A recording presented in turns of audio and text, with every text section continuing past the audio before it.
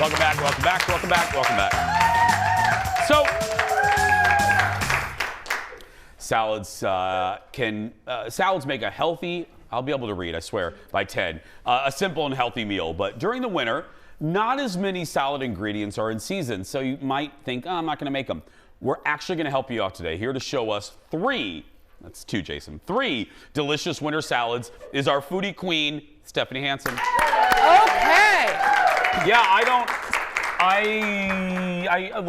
like a good Lund's salad bar, a good Kowalski salad bar, but I do. Lund's has, if I could just pass out and die in a grocery store, I would die on the salad bar Lund's. But anyway. I pretty much would be right there with you. Anyway, so what are we doing?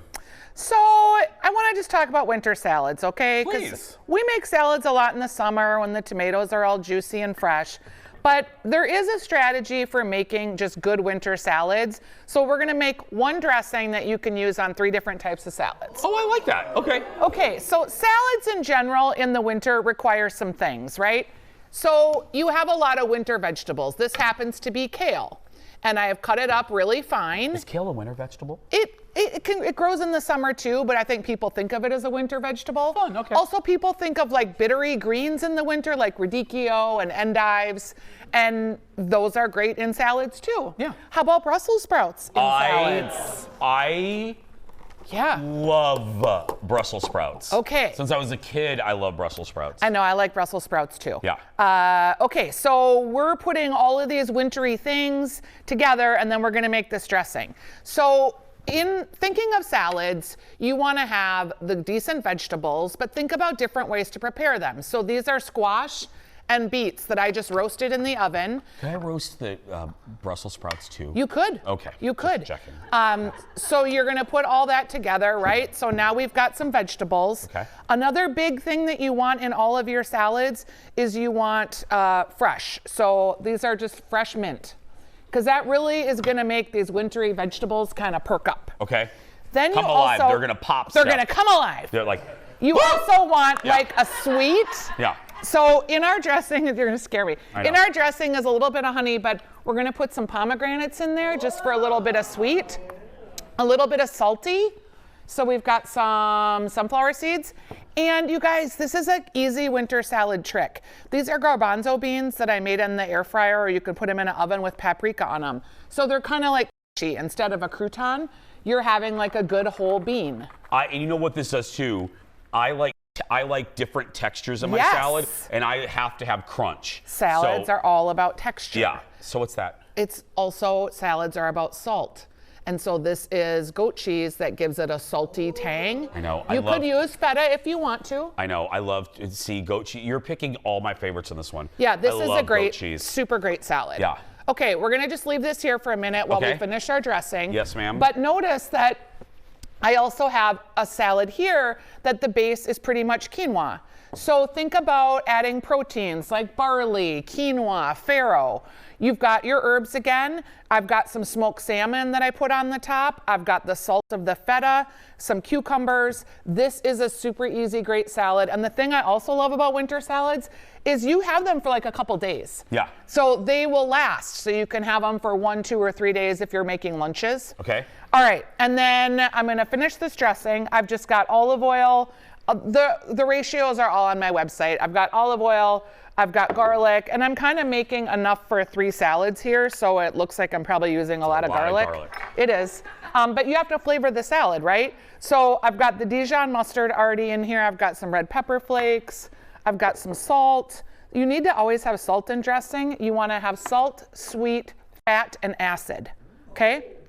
Salt, you also have to have that in every episode sweet, of our show. Fat, a little bit of and that. acid. Yes. I'm gonna have a little bit of this rice wine vinegar. I've already got the lemon juice in there. And again, if you can't keep up, you're like, Stephanie, slow down.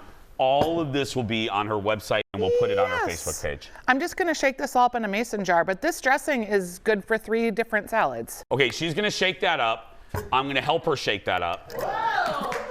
That sounded a little perverted. No, it was good. Okay. I love perversion. I know you love perversion. All these recipes will be available at stephaniesdish.com. More with Steph when we come back. Back in a minute. Shake, shake, shake. Shake, shake, shake. Okay.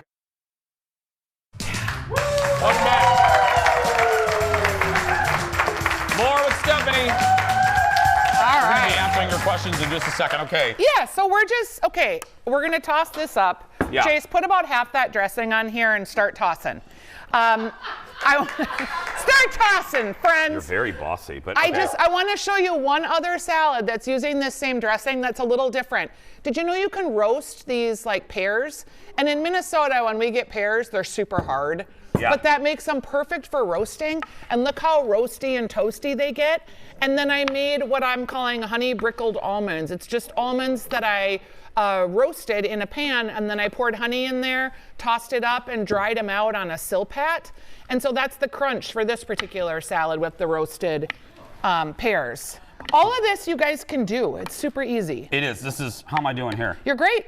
Okay. Yeah, so we're just tossing all these yummy, wintry things together.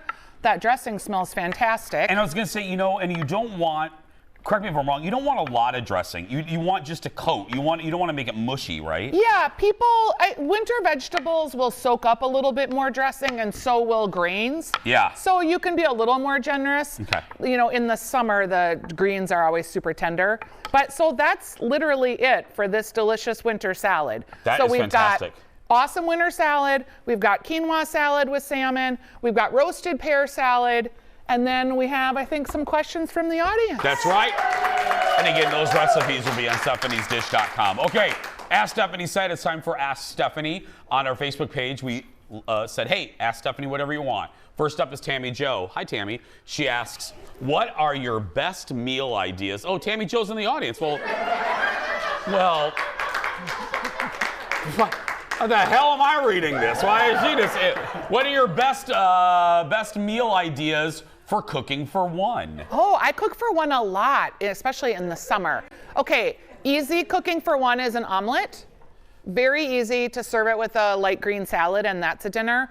Also, fettuccine Alfredo is easy for one because you're just making enough noodles for whatever you need. And then grain bowls and grainy salads with like protein, or you could add nuts or fruits or vegetables. Those are pretty easy too, and you can make a lot of grain and eat them all throughout the week in different varieties. You said you cook a lot for one in the summer. Do you tell Kurt he's on his own for the summer months? No, you guys, he's usually at our cabin with his mom. Oh, okay. They spend the summer at the cabin. That's right. Which is what I wrote the cookbook about. But so I go back and forth. But anyway, yeah. Sue is next. She says, "Hey Stephanie, is Sue in the audience?" Anyway, Hi, Sue. She says, "I love my Instant Pot, but I don't have any luck with a roast. I thought it was supposed to come out tender. Am I doing something wrong?" Yeah, roasts are tricky. First of all, you want to buy the right kind of meat. So you really want a chuck is what you want for the roast. And pork roast, like there's different kinds. There's shoulders that work better than others. The key to cooking meat in the Instant Pot is two things. One is to cut it into smaller chunks so that it's cooking in a smaller fashion. Okay. Also, you want to let it naturally rest. When you high pressure cook meat, it goes like this. And it totally like seizes up. And it cooks and it's like holding on to all the stuff. And then it has to go like this. Leo, take 5 again. Leo, take 5. Hey Stephanie, what happens to meat in a pressure cooker? It goes like this. And then on the natural release setting, it kind of. Can we get that shot of Stephanie in our opening sequence instead of Ted throwing a frisbee? Yeah, just me seizing up with meat. So let the meat come to natural pressure. Also, having enough moisture is important for cooking meat in the Instant Pot. But only do pork shoulders and only do chuck roasts. Got it. Beef chuck roast. Nick is next with one of the best questions ever. Stephanie, if aliens came to you and asked you to make a 3-course Minnesota meal, what would you serve to the aliens? No. You look like that meat again. Okay. Walleye, like fried walleye, wild rice, and apple pie with Honey Crisp apples. Something with apples. Yay, I did it! Aliens, come take me now! Don't you mean come back and get me? Don't you mean take me back to my home planet? I think you've already been in that crap. Oh boy. Yeah.